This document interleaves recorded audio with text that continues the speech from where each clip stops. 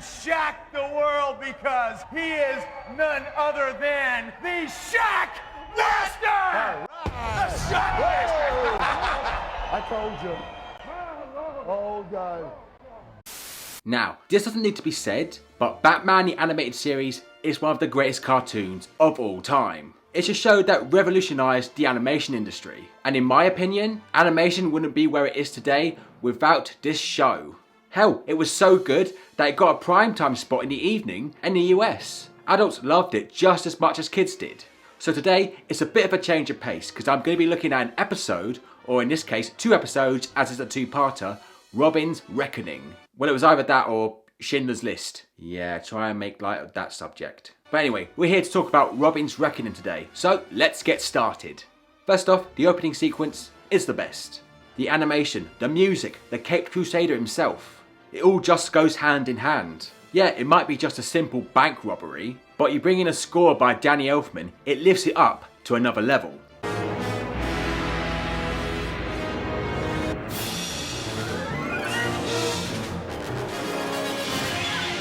Exciting, intense, and will leave your hair standing on edge every single time. And definitely sets the tone for the episode ahead.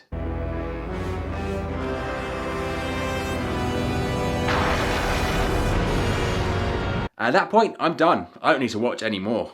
Got my fix. Whew, I need to calm down after that. No, you can sod off with that. I mean, calm down, not jump off a f***ing cliff. Anyway, onto the episode itself, Robin's Reckoning, episodes 51 and 53. If I'm wrong about this, feel free to leave a comment, because as far as I know, it's according to the DCAU wiki. I'm going by the air dates instead of the production number, which would have been 32 and 33. Hold on, 51 and 53? So there was an episode between those 2 parts. That couldn't have gone down well with the kids waking up on that Saturday morning. Imagine the angry letters. Dear Warner Brothers, how dare you mess with my Saturday morning lineup?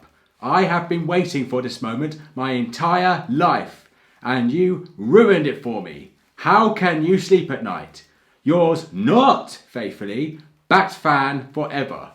P.S. You're all a bunch of Country road saints, take me home to the place. Sorry, getting sidetracked here. Let's get back to the episode. During a stakeout, Batman and Robin spot a trio of mobsters breaking into a construction site to sabotage it to extort money. So the dynamic duo swing into action to sort them out.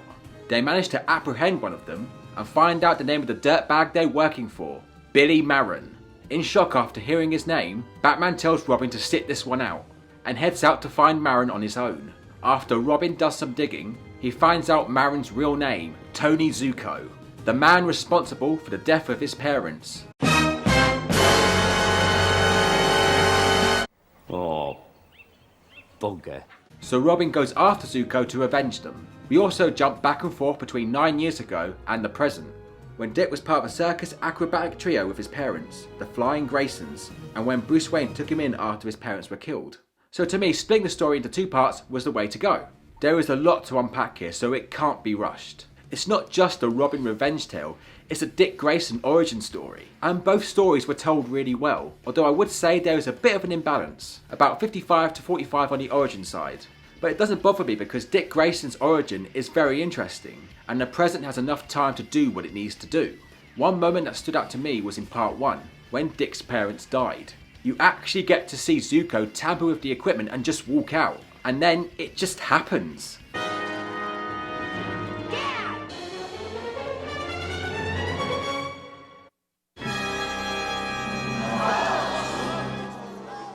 The visual of the snap rope, the music cue, the reaction of the audience. All those things let you know that disaster has struck. Welcome to the 90s, everyone. Seriously though, in 80s action cartoons, like G.I. Joe and Teenage Mutant Ninja Turtles, no one actually dies in them. But even though the death didn't happen on screen, it's still implied here. Even Bruce, who saw the death firsthand, was like, Jesus!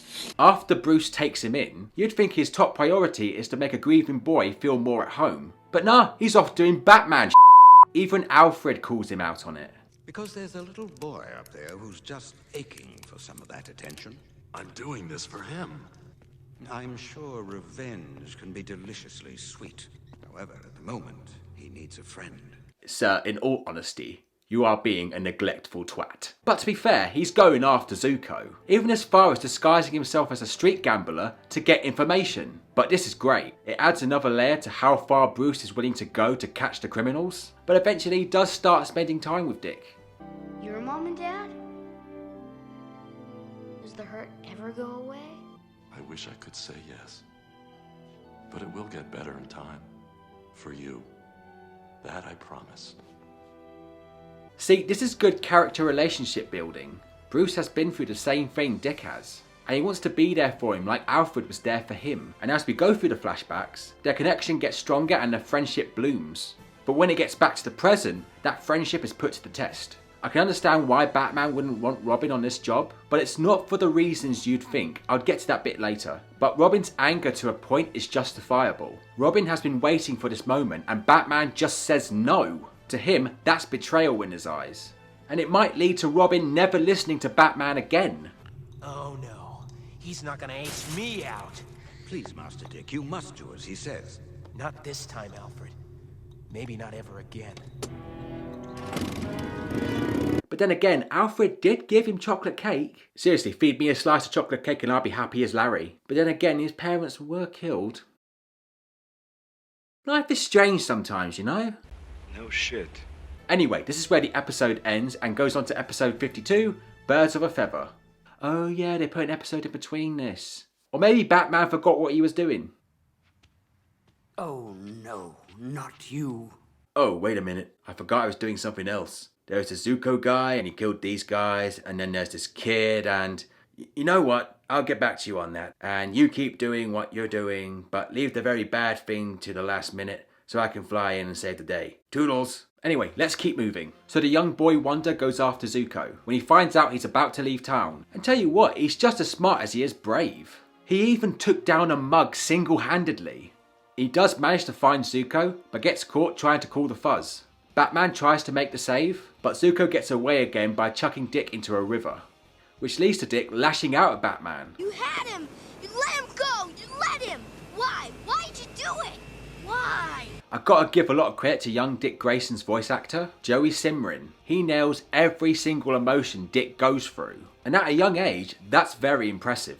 And I don't think this needs to be said, but the voice acting on the whole is spot on. I mean, Kevin Conroy is so good as Batman, he did the voice for him for the next 2 decades. And Lauren Lister's Robin is the perfect balance between youthful cockiness and maturity whilst crime fighting. There's definitely teenage angst, and it's bang on with Robin's need for revenge. And as a one-off villain, Zuko is done pretty well. It's not anything deep, but it's definitely someone you want to see get his comeuppance. From an overconfident coward hiding behind his uncle, to a man constantly on edge, looking over his shoulder for the bat. And I like the little details in Zuko's face between the past and the present, because in the present, he looks f***ing knackered. I'm not backing down. 5 minutes, and he's on my tail. He don't let up. He's a dark angel of death, man, and he wants me. Hey, you should take it easy, boss. Why not go stay with your cousin Danny? Danny? I got chills.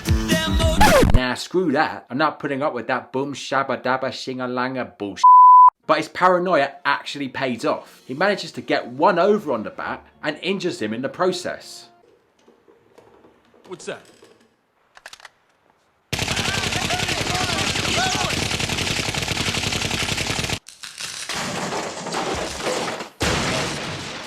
Mama! Batman, the world's greatest detective. Master in the martial arts, stealthy as a ninja, done in by squeaky floorboard. You stupid bastard! But it's not long before Batman starts taking them out one by hiding in the shadows of the pier. It's a great scene, and Batman is injured, so it makes sense. And it builds tension. In fact, all the action scenes across the 2 parts were done really well. For me, the best one was at the construction site. Even I felt uneasy when the goons started flying all over the place, and one slip up could be the end of you.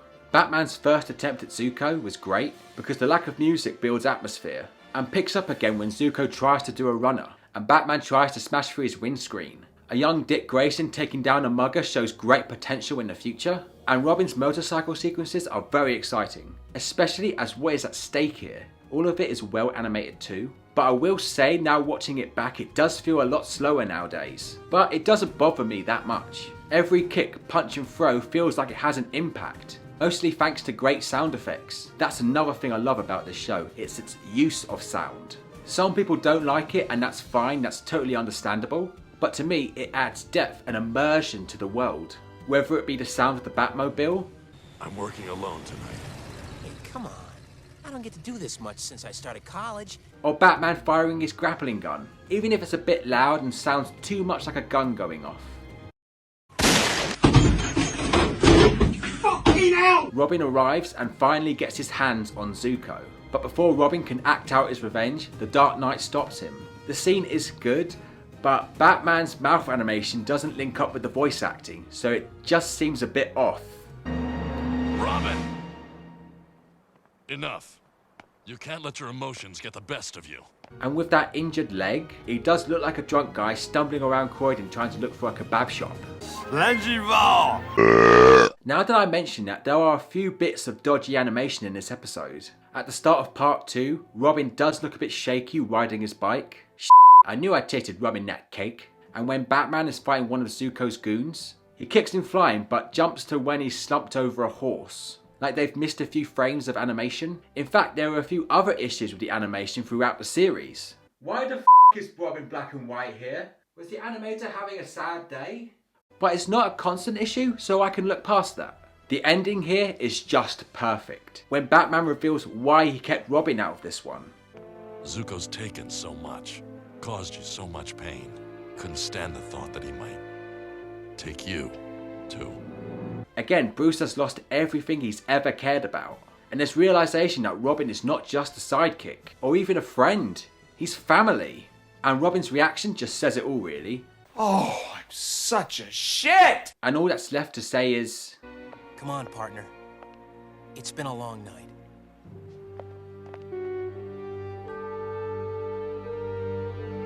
And that was Robin's Reckoning. And by these 2 parts alone, you can definitely see why this show is still talked about 3 decades on. The storytelling is spot on. Even though it's a Saturday morning show for kids, it doesn't treat you as such. It doesn't shy away from shocking and emotional scenes. Robin's origin and his tale for revenge is very well told. Definitely the right call to split it into 2 parts. More of Batman and Robin's friendship is given time to shine, and the challenges it faces, with Robin feeling betrayed and Batman wanting to keep him safe. And even with an off bit here and there, the animation and the music still hold up to this day, and will probably remain that way till the end of time. So with these 2 episodes alone, do yourself a favour. Go watch this show if you haven't already. And if you have watched it already, f*** off and watch it again then. But whether you have watched it or not, I reckon you'll have a good time. God, that was fucking awful. And that was my classic review of Batman the Animated Series, Robin's Reckoning. But what do you guys think? Have you seen the show? What's your favourite episode? And aren't you grateful that I didn't show a picture of Batman and Robin sharing a bed together? Oh, comment down below and let me in the know. And that's about everything for today, my friends, and thank you so much for tuning in, and I hope you enjoyed this video. If you like what you saw, make sure you like, share and subscribe, hit that bell for notifications, and follow me on Facebook, Twitter and Instagram. I've been Titch, and I'll see you guys in the next one. Take care. I'm gonna make it! I'm gonna make it! This is the greatest thrill of my life! I'm king of the world! Woohoo! Woohoo!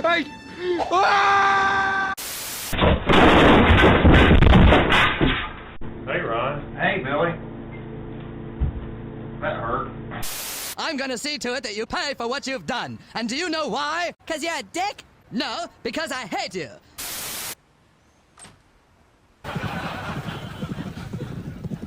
Ted, you know the way your eyes sometimes play tricks on you?